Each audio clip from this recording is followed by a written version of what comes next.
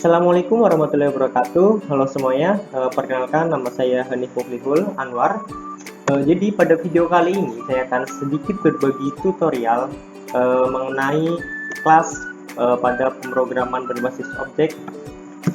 Jadi sebelum masuk ke teknis materi, saya ingin sedikit memberikan materi untuk tentang dari kelas atau pemrograman berbasis objeknya itu sendiri. Di sini saya menggunakan modul dari Libdastro, modul 5 tahun 2020. Di sini ada tim penyusunnya. Baik, langsung saja ke materinya. Kita langsung ke pemrograman berbasis objek. Jadi pemrograman berbasis objek ini adalah suatu pemrograman yang berorientasi pada objek dengan tujuan untuk mempermudah pengembangan program dengan cara mengikuti model objek di kehidupan nyata seperti itu. Dan di dalam pemrograman berbasis objek ini juga terdapat dua karakteristik, teman-teman. Yang pertama ada atribut dan yang kedua ada behavior. Jadi yang atribut ini misalnya dalam objek manusia itu ada atributnya adalah ada nama, memiliki umur, memiliki gender. Nah, dan untuk behaviornya itu apa yang dilakukan oleh objeknya, misalkan berjalan, berbicara, makan, dan lain-lain. Terus di sini ada kelas. Jadi kelas di sini adalah sebuah kerangka dari objek. Biasanya dalam kelas ini juga untuk terdapat kumpulan objek atau juga fungsi, teman-teman. Jadi nanti tinggal misalkan ingin menjalankan sesuatu program A, tinggal menjalankan dikumpulkan dalam suatu kelas lalu dijalankan semuanya seperti itu. Misalnya di sini kelasnya ada smartphone, ada brand Oppo maksudnya, terus ada release date-nya kapan, kameranya apa, dan seperti itu.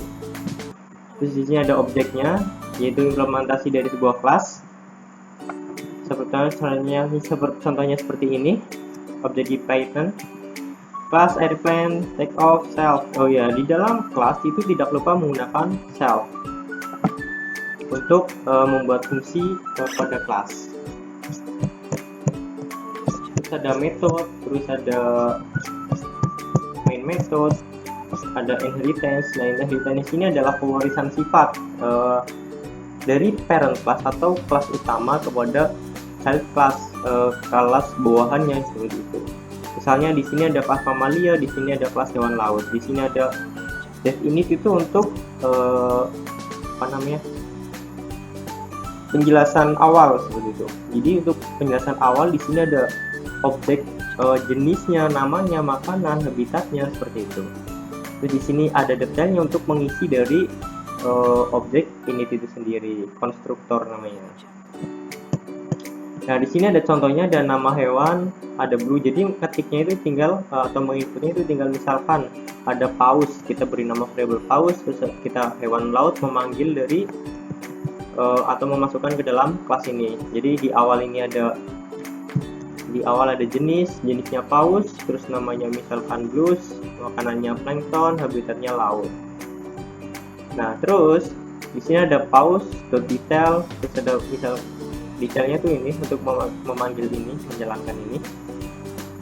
Terus ada juga misalkan paus.cara bergerak.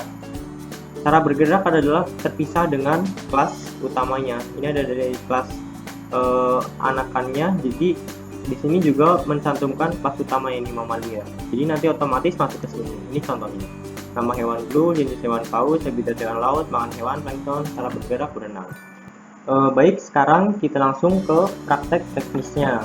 Misalkan di sini saya membuat kelas mahasiswa. Nah, terus di sini misalkan saya ingin mengkonstruktor atau melakukan penjelasan nilai awal. Misalnya, jangan lupa kalau kelas itu fungsinya menggunakan self. Misalkan ada nama sama jurusan. Nah, di sini kita akan membuat variabel untuk memberikan penugasan dan menggunakan self dot nama, variabelnya nama, terus di sini self dot jurusan. Di sini sama dengan jurusan. Jadi fungsinya ini itu untuk apa? Ini jadi nanti jika kita memanggil mahasiswa, tinggal misalkan nama kelas, manggil kelas, ketik kelas mahasiswanya, terus dalam kurungnya tinggal misalkan namanya siapa, terus koma, jurusannya apa, seperti itu. Terus di sini itu untuk menginisiasinya. Jadi untuk nama di sini kita menggunakan self nama untuk penggunaan di fungsi lainnya. Terus misalkan di sini kita kan sudah memasukkan nih, terus tinggal kita cetak. Kita buat fungsi untuk menampilkan. Def misalkan cetak. Nah, di sini jangan lupa untuk self. Terus misalnya di sini print untuk mencetak nama. Oke, nama. Di sini saya menggunakan st agar lebih terlihat rapi. Jadi saya itu untuk tab ke samping satu gitu. Terus yang kedua lanjut print jurusannya.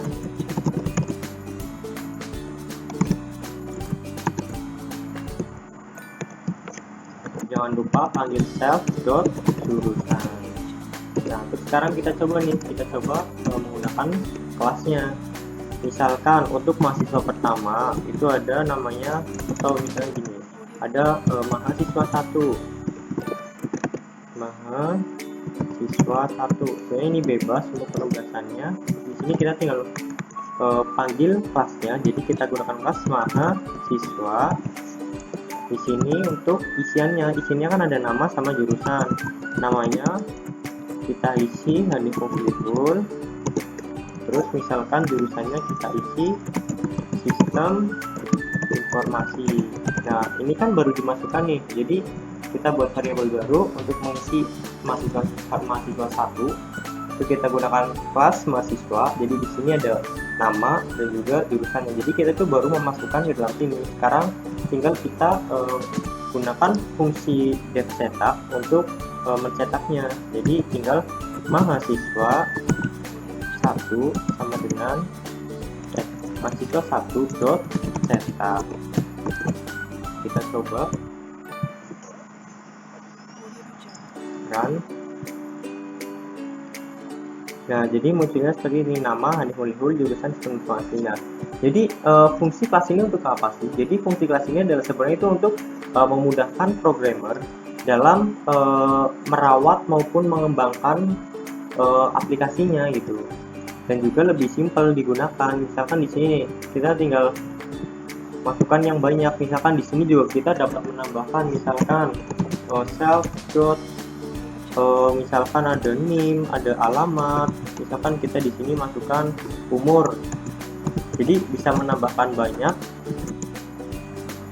agar lebih mudah dalam pengembangan seperti itu. Nah, di sini saya masukkan umur. Ini jangan lupa diganti umur.